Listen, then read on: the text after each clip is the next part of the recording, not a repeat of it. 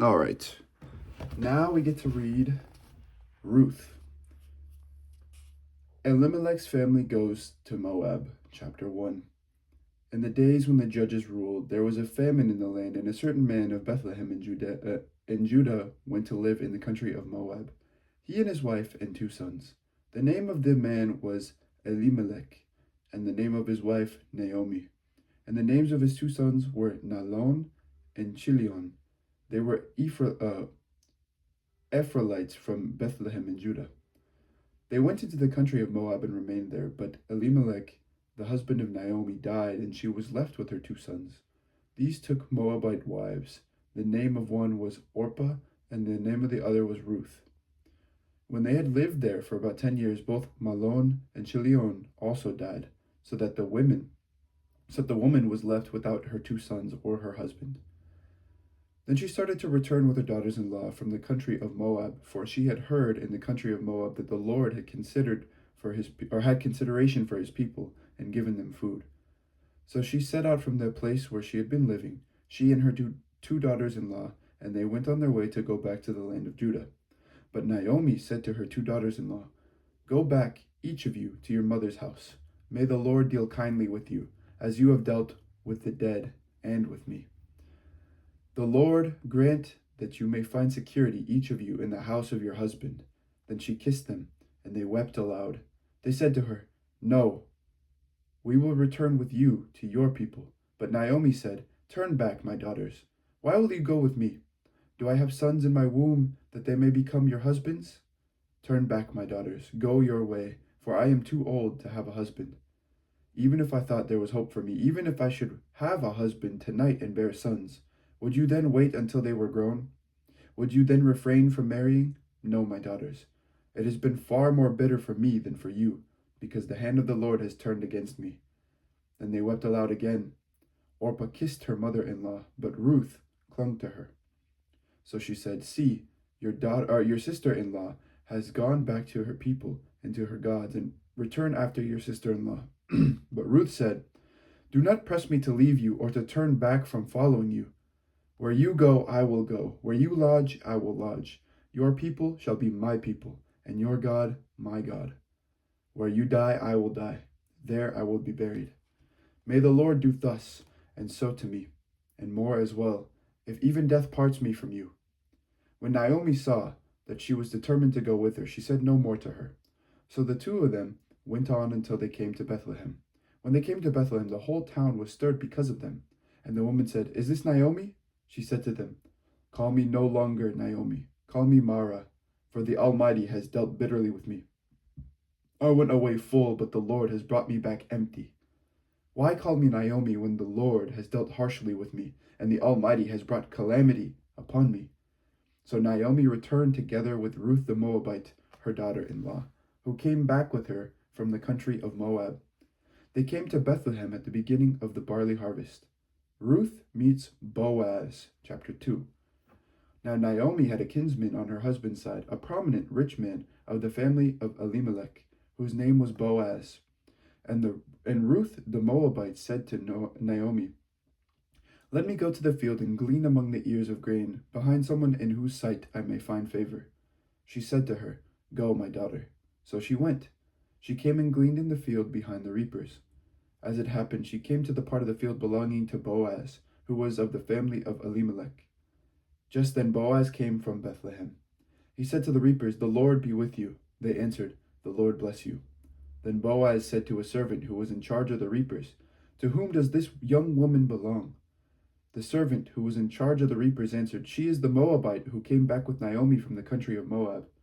She said, "Please let me glean and gather among the sheaves behind the reapers." So she came, and she has been on her feet from early this morning until now, without resting even for a moment. Then Boaz said to Ruth, "Now listen, my daughter, do not go to glean in another field or leave this one, but keep close to my young women. Keep your eyes on the field that is being reaped, and follow behind them. I have ordered the young men not to bother you. If you get thirsty, go to the vessels and drink from what the young men have drawn." Then she fell prostrate, with her face to the ground, and said to him, "Why have I found favor in your sight, that you should take notice of me, when I am a foreigner?" But Boaz answered her, "All that you have done for your mother-in-law since the death of your husband has been fully told to me, and how you left your father and mother and your native land and came to a people that you did not know before. May the Lord reward you for your deeds, and may you have a full reward from the Lord, the God of Israel, under whose wings you have come for refuge." Then she said, "May I continue to find favor in your sight, my lord, for you have comforted me and spoken kindly to your servant, even though I am not one of your servants." At mealtime Boaz said to her, "Come here, and eat some of this bread, and dip your morsel in the sour wine." So she sat beside the reapers, and he heaped up for her some parched grain. She ate until she was satisfied, and she had some left over. When she got up to glean, Boaz instructed his young men, "Let her glean even among the standing sheaves, and do not reproach her. You must also pull out some handfuls for her from the bundles, and leave them for her to glean, and do not rebuke her." So she gleaned in the field until evening.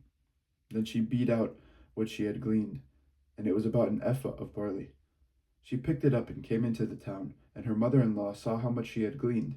Then she took out and gave her what was left over after she herself had been satisfied. Her mother-in-law said to her, "Where did you glean today? And where have you worked? Blessed be the man who took notice of you." So he told her mother-in-law with whom she had worked, and said, "The name of the man with whom I work today is Boaz." Then Naomi said to her daughter-in-law, "Blessed be he by the Lord, whose kindness has not forsaken the living or the dead." Naomi also said to her, "The man is a relative of ours, one of our nearest kin." Then Ruth the Moabite said, "He even said to me, 'Stay close by my servants until they have finished all my harvest.'" Naomi said to Ruth, her daughter-in-law, "It is better, my daughter, that you go out with his young women, otherwise you might be bothered in another field." So she stayed close to the young women of Boaz, gleaning until the end of the barley and wheat harvests, and she lived with her mother-in-law. Ruth and Boaz at the threshing floor, chapter 3. Naomi, her mother-in-law, said to her, "My daughter, I need to seek some security for you, so that it may be well with you. Now here is our kinsman, Boaz, with whose young women you have been working. See, he is winnowing barley tonight at the threshing floor. Now wash and anoint yourself, and put on your best clothes, and go down to the threshing floor, but do not make yourself known to the man until he has finished eating and drinking. When he lies down, observe the place where he lies, then go and uncover his feet and lie down, and he will tell you what to do." She said to her, "All that you tell me, I will do." So she went down to the threshing floor, and did just as her mother-in-law had instructed her. When Boaz had eaten and drunk, and he was in a contented mood, he went to lie down at the end of the heap of grain. Then she came quietly and uncovered his feet, and lay down. At midnight the man was startled and turned over, and there lying at his feet was a woman. He said, "Who are you?" And she answered, "I am Ruth, your servant. Spread your cloak over your servant, for you are next of kin." He said, "May you be blessed by the Lord, my daughter. This last instance of your loyalty is better than the first. You have not gone after young men, whether poor or rich. And now, my daughter, do not be afraid. I will do for you all that you ask, for all the assembly of my people know that you are a worthy woman. But now, though it is true that I am a near kinsman, there is another kinsman more closely related than I. Remain this night, and in the morning, if he will act as next of kin for you, good, let him do so. If he is not willing to act as next of kin for you, then as the Lord lives, I will act as next of kin for you. Lie down until the morning." So she lay at his feet until morning, but got up before one person could recognize another. For he said, "It must not be known that the woman came to the threshing floor." Then he said, "Bring the cloak you are wearing and hold it out." So she held it, and he measured out 6 measures of barley and put it on her back. Then he went into the city.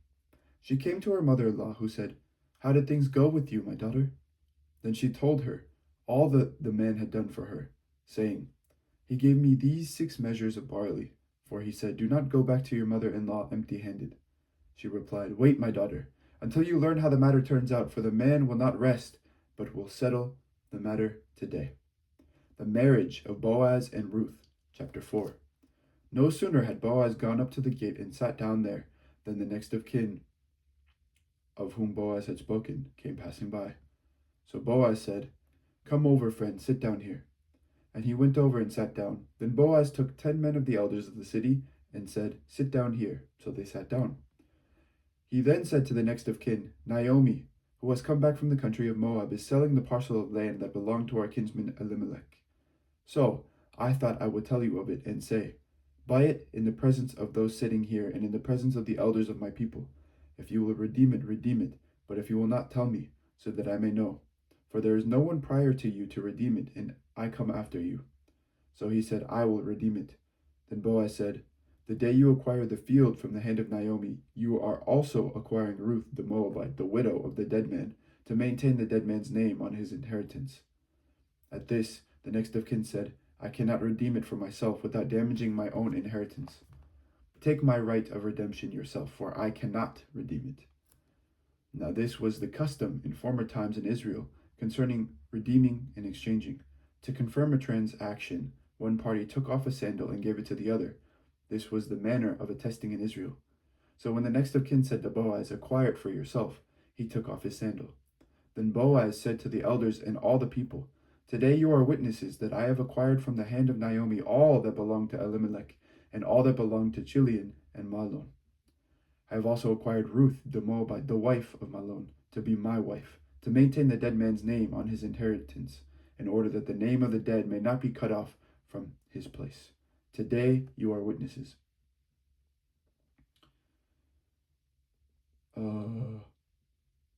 May not be cut off from his kindred and from the gate of his native place. There you go. Today you are witnesses. Something felt wrong. I skipped a line. Then all the people who were at the gate, along with the elders, said, we are witnesses. May the Lord make the woman who is coming into your house, like Rachel and Leah, who together built up the house of Israel. May you produce children in Ephrath, and bestow a name in Bethlehem. And through the children that the Lord will give you by this young woman, may your house be like the house of Perez, whom Tamar bore to Judah.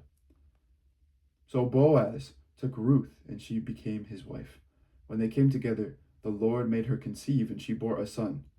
Then the women said to Naomi, blessed be the Lord, who has not left you this day without next of kin, and may his name be renowned in Israel.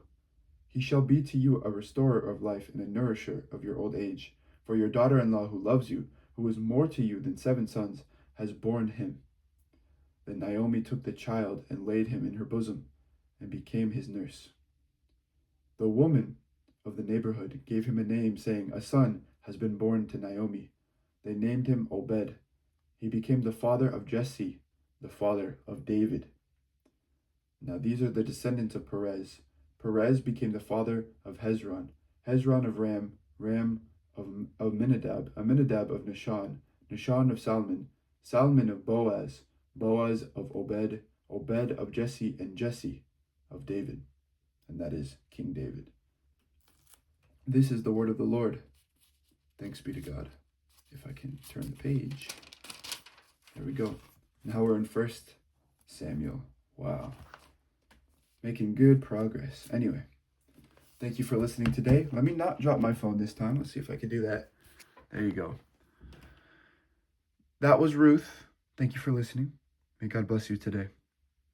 And everyone, have an amazing day. Take care. Bye-bye.